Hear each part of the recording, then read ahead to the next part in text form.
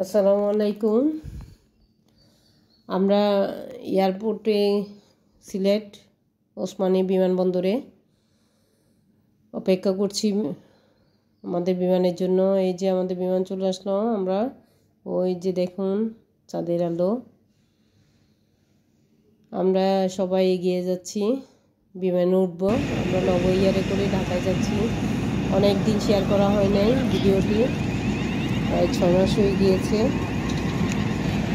এখন ভিডিওটা শেয়ার করলাম। অনেক ব্যস্ততার কারণে আসলে ভিডিওটা শেয়ার করা হয়নি অনেক দিন। সেই অক্টোবরের 31 তারিখেই আমরা সিলেট থেকে ঢাকায় গেলাম। সেই যাওয়ার পথে কিছু সামান্য ভিডিও করেছি, ভিডিওটা এখন শেয়ার করলাম। সবাই লাইক করবেন। আমরা নবইয়ারে করে যাচ্ছি।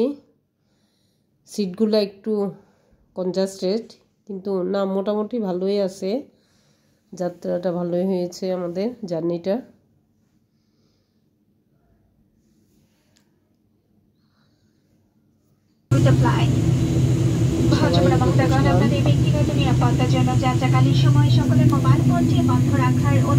হচ্ছে 20-25 মিনিট লাগে, কিন্তু আজকে আমাদের দেরি হলো আকাশ মেঘলা থাকার কারণে। অনেকক্ষণ পর বিমান লাইন করেছে। এই যে আমাদের একটা প্যাক দিল খাওয়ার। ওখানে স্যান্ডউইচ ছিল এবং একটা কেক ছিল, পানি ছিল।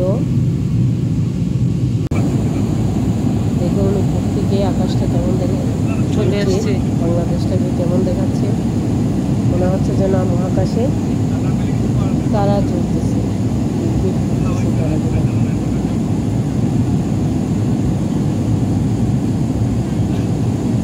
ক্লোজলি নেওয়ার জন্য চেষ্টা করছিলাম, কিন্তু পরে লাইভ করার সময় ক্লোজলি নিয়েছি।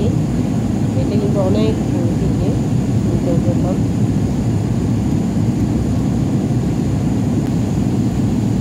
কারণ বিমান ছাড়ার সময় ফোন বন্ধ থাকে, ভিডিও করা যায় না।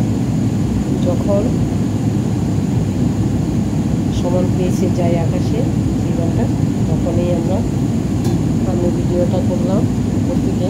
এই জন্য অনেক দূরে দেখাচ্ছে এবং ছোটো ছোটো লাইটের একটা ফোকাস দেখাচ্ছে। এই যে এটা দেখুন, এটা ক্লোজলি করা গিয়েছে। এটা ল্যান্ড করার সময় আমরা উপর থেকে নিয়েছি এই স্টেপটা।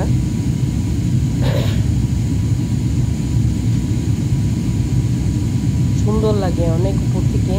নিচে থেকে তাকালে লাইটের ঝলকানি দেখা যায় এবং সুন্দর লাগে অন্ধকারে। বাংলাদেশটাকে উপর থেকে দেখতে অনেক সুন্দর, বিশেষ করে রাতের বেলায়। দিনের বেলা তো দেখা যায় না চাঁদের সূর্যের আলোর কারণে কিছু। আমরা ঢাকা পৌঁছে গেছি। আমাদের বিমানটা আস্তে আস্তে ল্যান্ড করতেছে।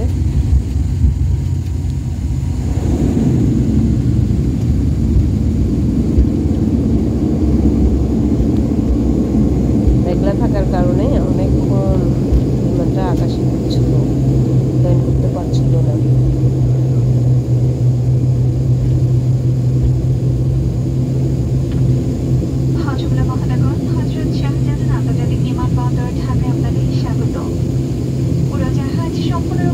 অনেক জায়গায় গিয়েছি আসলে। ভিডিওগুলো স্মৃতি ধরে রাখার জন্য আসলে করি। এই যে যেমন এই ভিডিওটা করেছি প্রায় 6 মাস আগে, 7 মাস আগে, কিন্তু শেয়ার করতে পারিনি। আজকে শেয়ার করলাম।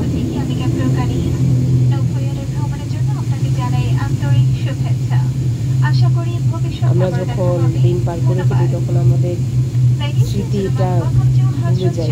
সেই ভুলে যাওয়ার না বলার জন্য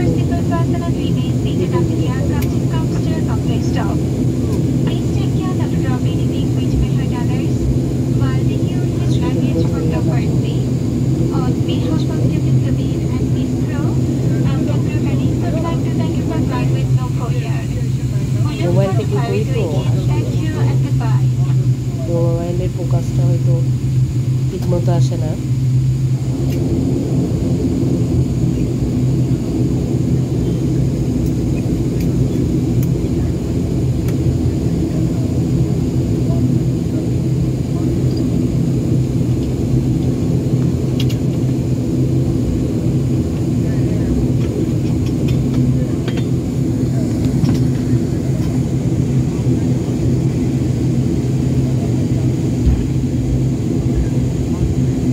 পুরো নামার সময়টা একটু দিয়ে দিয়েছি, ওটার সময় করতে পারি নাই কারণ ফোন বন্ধ ছিল, ফোন বন্ধ করে রাখতে বলে ওনারা।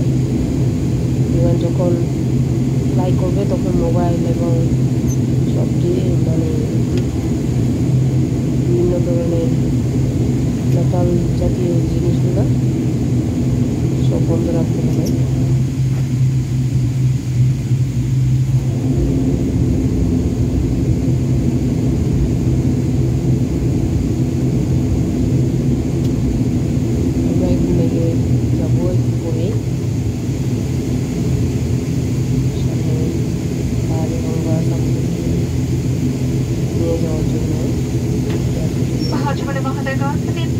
বাধার আলোক সংকেতটি নিভে না যাওয়া পর্যন্ত অনুগ্রহ করে সবাই নিজ নিজ সিটে বসে থাকুন। ধন্যবাদ। যারা বাসে যায় এবং যারা গাড়িতে নিয়ে যায় নিয়ে গিয়ে তারা এয়ারপোর্ট পৌঁছে দেয়।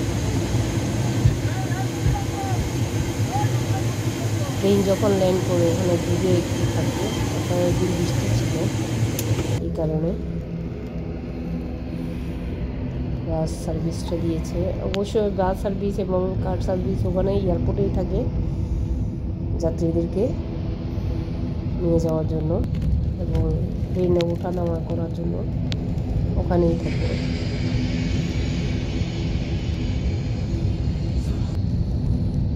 এখন বিমান ভাড়া প্রচুর, আমরা যখন আসছি তখনও মনে হয় 5,000 টাকার উপরে ছিল। এই বিমান ভাড়াটা যদি কমাতো মানুষ স্বাচ্ছন্দ্যে একটু ঘোরাঘুরি করতে পারতো সব জায়গায়। মানে সে অনেক শখ থাকে, এবিলিটির কারণে আসলে শখ পূরণ করা যায় না।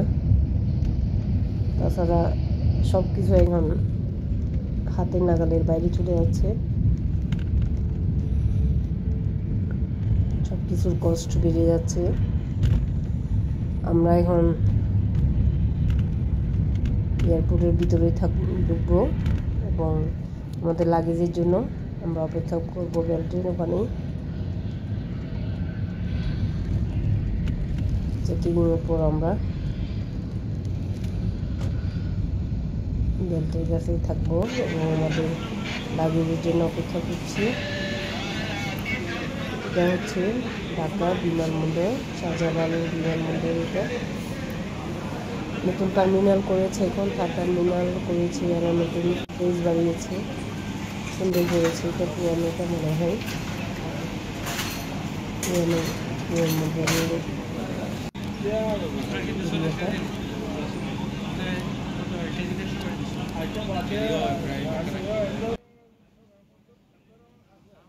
সবাই অপেক্ষা করছে তাদের লাগেজের জন্য।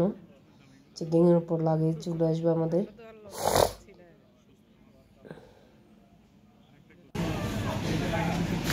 সবাই লাগেজ পেয়ে গেলাম, এখানে আমরা বেরিয়ে আসছি। ওভার অপেক্ষা করছে আমাদের জন্য। আমরা এবারে ঘুরে বাসায় চলে আসলাম। ওকে, আসসালামু আলাইকুম। আপনাদের জন্য সব ভিডিওগুলো শেয়ার করলাম। এখন আমরা বিমানবন্দরও শেয়ার করলাম, ভিডিওটাও শেয়ার করলাম। স্মৃতি ধারণ করে লাইক করবেন, শেয়ার করবেন।